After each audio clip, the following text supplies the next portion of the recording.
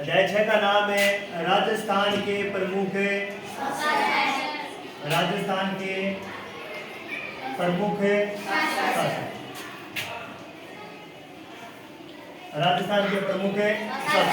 इनमें पहला शासक था पृथ्वीराज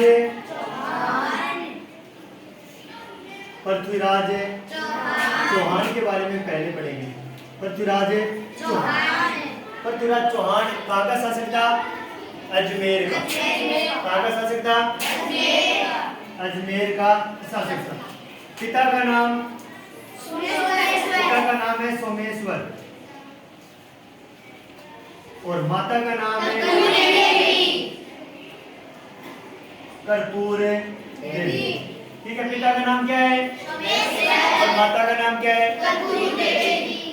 इनके पिता की जब मृत्यु हुई थी ना तो इनकी उम्र बहुत ही कम थी। इसलिए सुरक्षिका कौन बनी? माता कर्पूर देवी। क्या बनी थी? सुरक्षिका। याद रखना है। किसके बारे में अध्ययन कर रहे हैं? पृथ्वीराज चौहान के पिता का नाम क्या है और माता का नाम है? जब पिता का देहांत हुआ तब इनकी उम्र कम थी, इसलिए सुरक्षिका कौन बनी थी? उनकी माता। क्या नाम है? कर्पूरी। शासक बनते ही पृथ्वीराज चौहान ने सर्वप्रथम क्या किया था? अपनी आंतरिक स्थिति को मजबूत किया था। किस स्थिति को? आंतरिक स्थिति को मजबूत किया। ठीक है, यानी शासक बनते ही सबसे पहला काम क्या किया था? अपनी आंतरिक स्थिति को मजबूत किया था। कितनी भाषाओं का ज्ञान था? 6 भाषाओं का ज्ञान था। कितनी भाषाओं का? 6 भाषाओं का पृथ्वीराज चौहान को ज्ञान था। याद रखना है। दोबारा देख लो, किसके बारे में अध्ययन कर रहे हैं? पृथ्वीराज चौहान के पिता का नाम, माता का नाम। छोटी उम्र में पिता का देहांत हो गया। सुरक्षिका कौन बनी थी? उसके बाद सर्वप्रथम उसने क्या किया था? आंतरिक स्थिति को मजबूत किया था। फिर इनको कितनी भाषाओं का ज्ञान था? 6 भाषाओं का ज्ञान। दरबारी विद्वान, इनके दरबार में विद्वान रहते थे। क्या क्या नाम है उनका? पृथ्वीराज के दरबार के जो विद्वान है ना, उनका नाम पहला है विद्यापति गौड़, फिर वागेश्वर, फिर विश्वरूप, जनार्दन, चंद्रबदाई,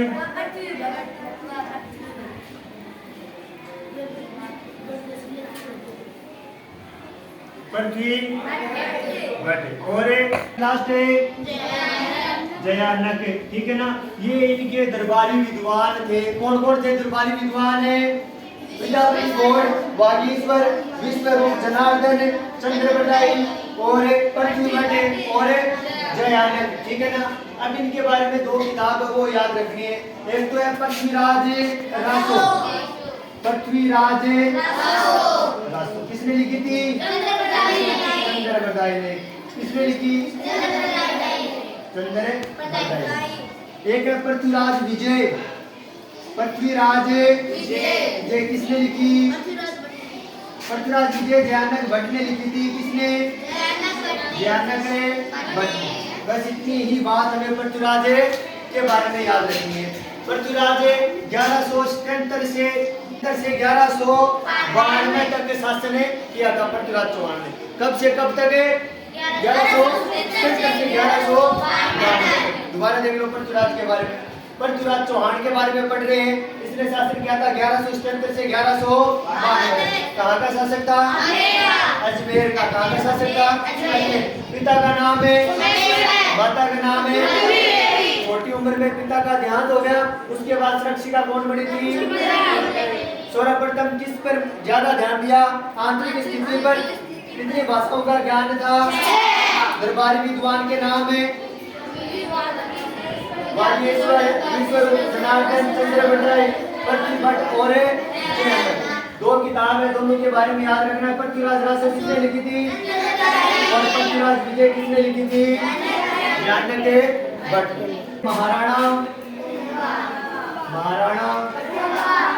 कुंभा। महाराणा कुंभा के बारे में किस वंश का था महाराणा कुंभा? सिसोदिया वंश का शासक था। किस वंश का था? कब से कब तक शासन किया था महाराणा कुंभा ने? 33 से 1468 तक शासन किया था। कब से कब तक? 1433 से 1468 शासन किया था। जन्म हुआ था 1417 को। कहाँ पर हुआ था? चित्तौड़ में हुआ था। कहाँ पर हुआ था? चित्तौड़ में हुआ था। इनके जीवन में त्रिवेणी संगम किस किस का था? त्रिवेणी संगम था एक कला का, एक कतार का और एक कलम का। इन तीनों चीजों का त्रिवेणी संगम था। यानी कुंभा कला में माहिर थे, कटार और कलम चलाने में भी माहिर थे। आगे अगर हम बात करें ना तो मेवाड़ में दुर्ग है, उनमें से कुंभा ने कितने बनवाए हैं? 32 दुर्गों का निर्माण किसने करवाया था? महाराणा कुंभा। यानी मेवाड़ में कुल 84 दुर्गों में से 32 दुर्गों का निर्माण किसने करवाया था? महाराणा कुंभा। दोबारा देख लो, किसके बारे में अध्ययन कर रहे हैं? किस वंश का है महाराणा कुंभा? शासक कब से कब तक रहा था? जन्म कब हुआ था? कहाँ पर हुआ था? त्रिवेणी संगम मिलता है इनके जीवन में किस किस चीज का? और मेवाड़ में जो 84 दुर्ग है उनमें से कुंभा ने कितने बनवाए हैं? 32 दुर्गों का निर्माण किसने करवाया है? जो 32 दुर्ग बनवाए ना उनमें से देखो, एक तो है अचलगढ़ दुर्ग, बसंती दुर्ग, गोमट दुर्ग, शाबाश, मचान दुर्ग और कुंभलगढ़ दुर्ग। में इन दुर्गों का निर्माण किसने करवाया था? इन दुर्गों का निर्माण महाराणा कुंभा ने करवाया था। क्या थे कुंभा? संगीत। ग्रंथ कौन कौन से लिखे थे कुंभा ने? एक है संगीत राज, दूसरा है संगीत मीमांसा और सूड प्रबंध, तीसरा है सूड प्रबंध। इन ग्रंथों को किसने लिखा था? महाराणा कुंभा ने। कौन कौन से ग्रंथ लिखे थे? संगीत मीमांसा और सूड प्रबंध। ठीक है, ये याद है ना? गीत गोविंद की रचना किसने की थी? जयदेव ने। गीत गोविंद की रचना किसने की थी? गीत गोविंद की रचना किसने की थी? जयदेव ने। याद रखना है, गीत गोविंद की रचना किसने की थी? जयदेव ने। महाराणा कुंभा की एक है महाराजा धीराज, महाराजा धीराज और रायण और महाराणा राजगुरु, दानगुरु, आले, ये सब क्या थी कुंभा की उपाधियां थी? क्या थी? उपाधियां कौन कौन सी थी? महाराजा धीराज, राम राय, महाराणा, राजगुरु, दानगुरु, आलगुरु। ठीक है, कुंभा के बारे में बस इतना है। दोबारा देख लो, महाराणा कुंभा किस वंश का था? कब से कब तक शासन किया? जन्म कब हुआ था? कहाँ पर हुआ? त्रिवेणी संगम मिलता है।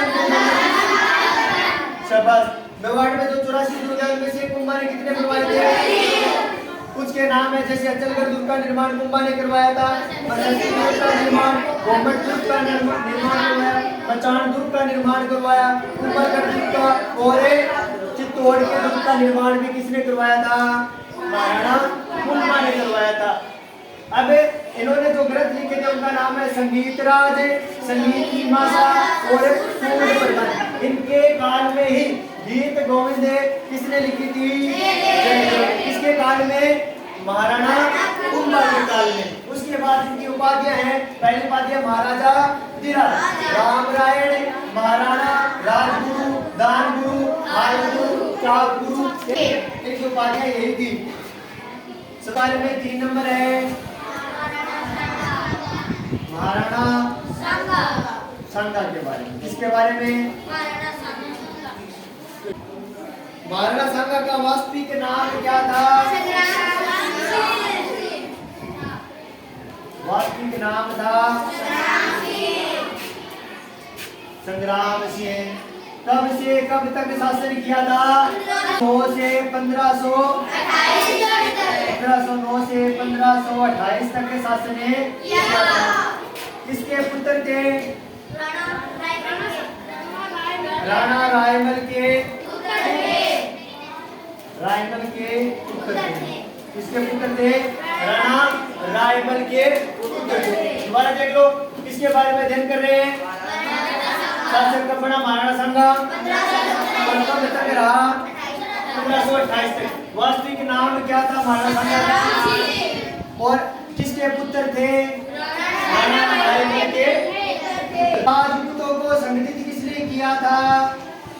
सभी राजपूतों को संगठित किसने किया था?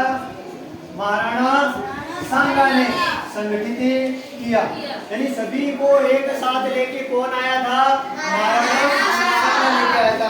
पर कितने घाव थे? इनके शरीर पर 80 घाव थे। याद रखना, कितने घाव थे? 80 घाव थे। अपनी वीरता और उदारता के लिए, वीरता में उदारता के लिए क्या थे? के लिए प्रसिद्ध थे।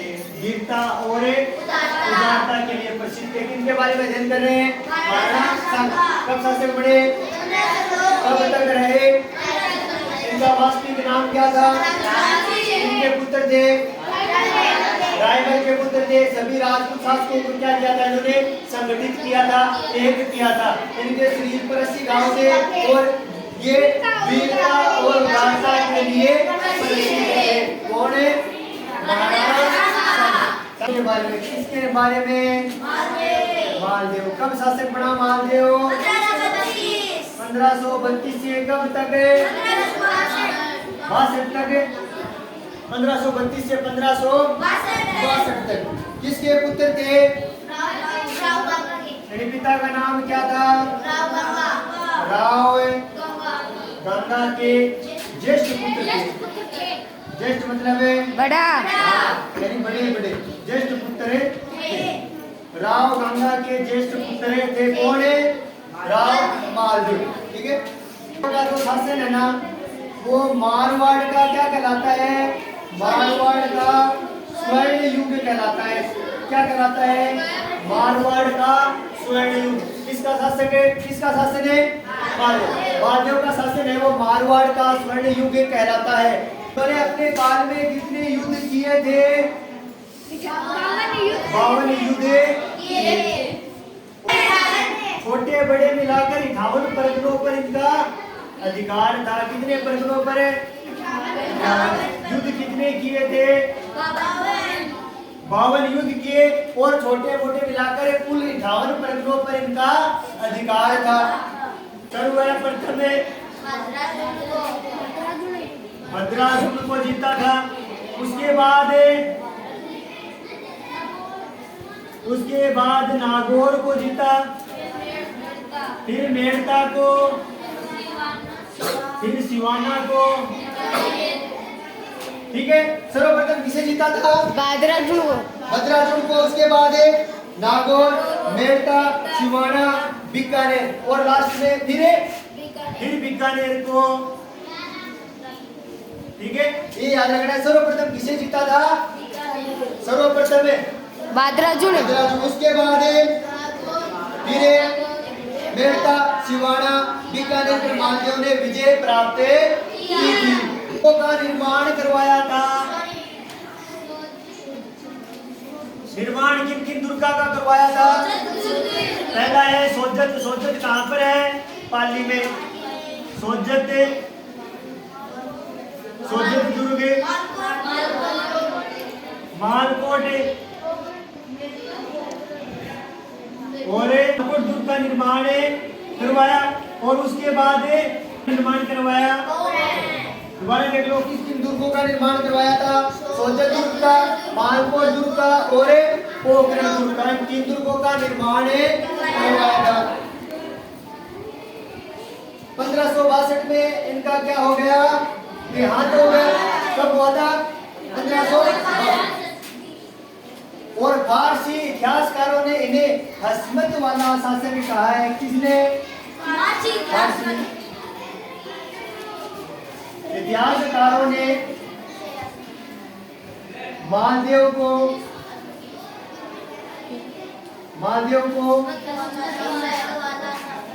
हस्मत वाला शासक का मतलब क्या है?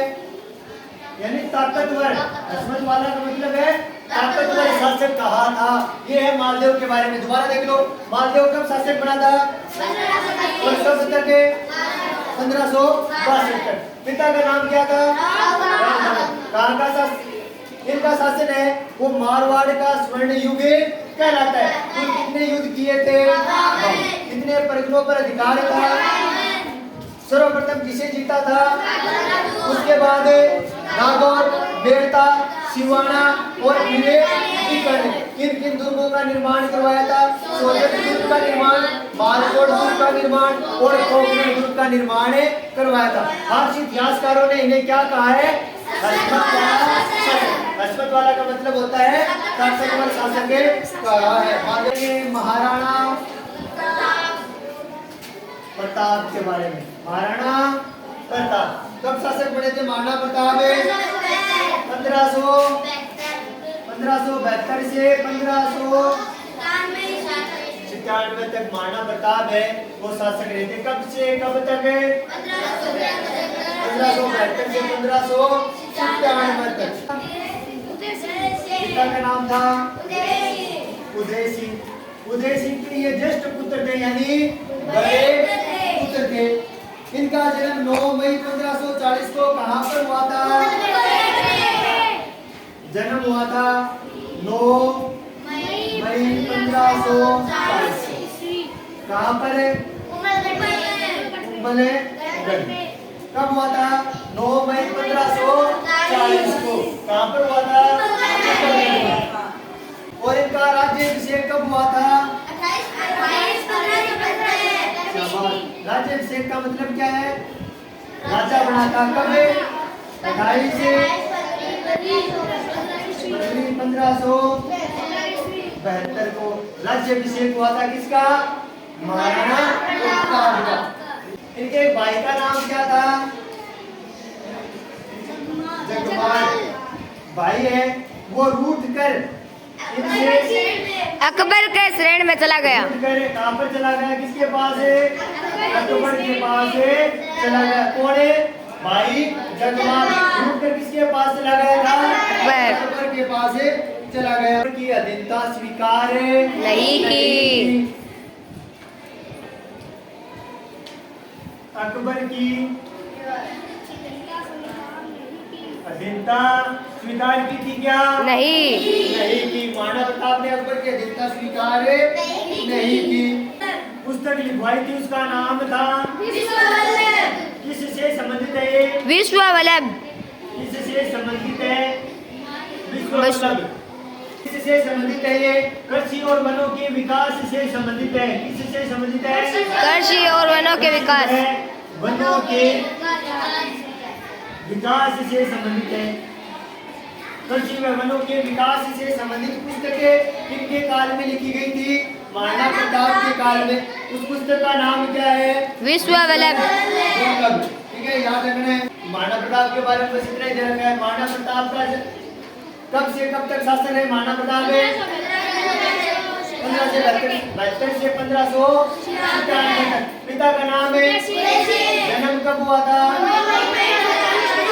कहाँ पर हुआ? राज्याभिषेक कब हुआ था? इनके भाई का क्या नाम था? जो इनसे रूठकर किसके पास चला गया? अकबर ने बहुत प्रयास किए लेकिन महाराणा प्रताप ने अकबर की अधीनता स्वीकार नहीं। इन्होंने एक पुस्तक लिखवाई थी, उस पुस्तक का नाम क्या था? जो किससे संबंधित है? वनों के विकास से संबंधित है। पहला शासक कौन है? महाराजा राय सिंह। कौन है? शासक का नाम क्या है? महाराजा राय सिंह। जो कब शासन करते थे? 1574 से 1612 तक इन्होंने शासन किया। कौन सा शासक पढ़ रहे हैं? महाराजा राय। कब शासक बने थे? और कब तक है? 1612 बीकानेर के शासक था। कहाँ का शासक है? राव कल्याणमल के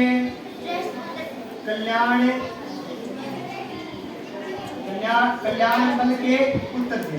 ठीक है, इसके पुत्र थे बीकानेर के शासक राव कल्याणमल के पुत्र थे। हुआ था, जन्म कब हुआ था? 20 जुलाई 1541 को इनका जन्म हुआ था। इसका महाराजा राय सिंह। इनके पुत्र थे बीकानेर के राव कल्याणमल के पुत्र थे। इनका जन्म 20 जुलाई 1541 को हुआ था। तो क्या अगर हम बात करें ना, कहाँ कहाँ का अभियान किया था? अभियानों की अगर हम बात करें ना, कहाँ का क्या था? गुजरात, काबुल, कंधार और दक्षिणी, ये इन्होंने अभियान किए थे। ठीक है ना? कहाँ कहाँ का अभियान किया था? गुजरात, काबुल, कंधार एवं दक्षिणी भारत। दानशीलता के कारण, दानशीलता के कारण से क्या कहते हैं? राजपुताने का करण। राजपुताने का करण। राजपुताने का करण कहते हैं। किस वजह से? दानशीलता की वजह से ये राजपुताने का करण भी कहते हैं। इसे महाराजा राय सिंह को जूनागढ़ का निर्माण करवाया था। किसका निर्माण करवाया था? जूनागढ़ का निर्माण करवाया। जूनागढ़ कहाँ पर है? जूनागढ़ का निर्माण करवाया था। प्रशस्ति लिखवाई थी। क्या लिखवाई थी? उस प्रशस्ति का नाम क्या है? प्रशस्ति का नाम क्या है? राय सिंह प्रशस्ति। इन्होंने प्रशस्ति लिखवाई थी, उसका नाम क्या है? हाँ। ग्रंथों की रचना की थी। ग्रंथों के नाम क्या है? एक तो राय सिंह महोत्सव और एक है ज्योतिष रत्नमाला। शाबाश, ये था राय सिंह। दोबारा देख लो राय सिंह के बारे में। राय सिंह कब शासक बना था? कब तक? इनके पुत्र थे राव कल्याणमल के पुत्र थे। जन्म हुआ था 20 जुलाई 1541 का। अभियान कहाँ किया? गुजरात, दक्षिणी भारत का। दानशीलता के कारण इन्हें राजपुताने का करण कहते हैं। इन्होंने बीकानेर में एक गढ़ का निर्माण किया, एक दुर्ग का निर्माण किया। उसका क्या नाम है? उसमें एक प्रशस्ति लिखवाई। उस प्रशस्ति का नाम है राय सिंह प्रशस्ति। इन्होंने ग्रंथों की रचना की थी। उन ग्रंथों के नाम है एक तो राय सिंह महोत्सव, एक ज्योतिष रत्नमाला। ज्योतिष रत्नमाला, ये थे राय सिंह। समझो आगे। आज के लिए इतना ही।